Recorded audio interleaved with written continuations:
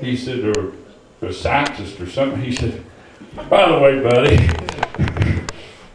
he said, what is an astronomer? He said, I study stars. He said, oh. He said, what do you do? He said, I'm a preacher. He said, are you a Christian? The astronomer said, well, that's a matter of opinion. And he said, what do you mean? He said, well, he said, I know enough about the Bible. I'm not a Bible reader. He said, but I know enough about the Bible. He said, I know the golden rule. And he said, I believe that's good enough. The preacher sat there a little bit and he said, huh, I guess that means I'm an astronomer too. The astronomer said, what did that mean? He said, I know twinkle, twinkle, little star. Come on! That's right. You know what I'm talking about. I was talking about one of the first stories that I ever heard when, and I used when I started preaching. This is not a true story. Wouldn't nobody have evidence for it, but it was a good story. So the devil was having a meeting one time. And everybody can relate to this and say, well, that's the way it is. Back when time began, when the devil was first cast into hell, he said, we've got to devise a plan that'll work, Gary. He said, our main goal will be deception. And could the church say amen to that? Amen. Said he would deceive the very elect if possible. And he said, our main goal is, and our main duty is deception. He said, now we have got to have a plan as we begin our work. The devil has angels. Would the church say amen to that? Amen. Sure does. The Bible said it does, Gary. He said, we've got to devise a plan. He said, as we go to and fro upon the face of the earth, how we're going to deceive people. Listen to me for just a couple of minutes. I'm excited too. Aren't you glad that we got a church that believes in Halloween? I've enjoyed this Halloween service. I wouldn't do that in all my born days. Boys, they started dressing up and disguising themselves in the beginning of time. Do you remember Elman back there, the first trick-or-treat that I can find in the Bible, Gary? When Rebecca, Isaac's wife, decided she would dress Jacob up and fool Daddy. That's what they're doing now. Said, Esau was getting ready to get him a treat from Daddy. Oh, preacher, you don't know what you're talking about. Look over in the book of Genesis and find it.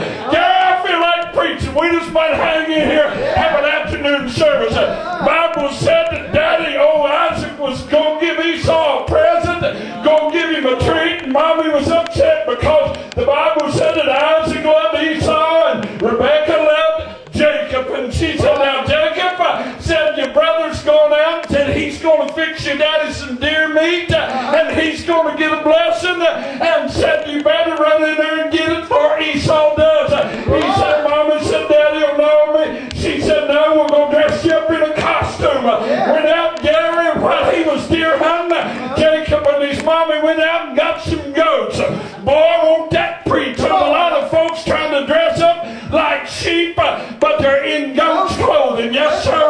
But anyway, said that they took the goat skin and they took the goat meat, Gary, and cooked it as deer meat and put the goat skin upon his arms and around the soft part of his neck. And when he went into his daddy, guess what he said? Trick or treat. Trick or treat. That's right. I don't believe that. You ain't read the Bible. I believe the reason they don't trick or treat or treat the little kids, they're just too tight to spend money. Amen. Yeah.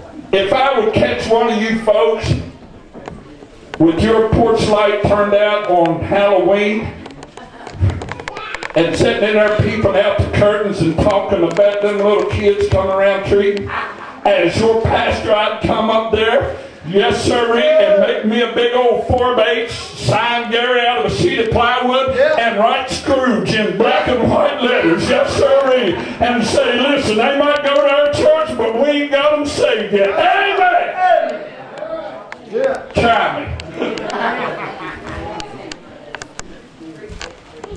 Get back to what she's talking about. So we got to get our treats. But we'll give an invitation first. That's what's important. I appreciate a good church. I appreciate all the gifts I got last Sunday, Pastor Appreciation Day, and the good food. I'll tell you one on Firebug. Firebug stopped me about Wednesday or Thursday of this week. Down there, I was going by his place. He said, you know what I was thinking about, preacher? I said, no, what's that? He said, wonder if there's any leftovers up there in the building. He said, man, that was good. You got some good cooks up there. I said, I'm trying to teach them. Devil was having, listen to me. Let me have your attention for about 3 or 4 more minutes. Devil was having this meeting, and he said, we got to have a good plan to deceive people. You see, I'm telling you the truth. Whoever told this story, Gary knew what he's talking about. Yeah. One of the devil's angels stood up and he said, excuse me, almighty Satan. Satan said, what is it, young man? Karen, I'll use you. Said he stood up and he said, we'll go all over the face of the earth telling folks that there's no God.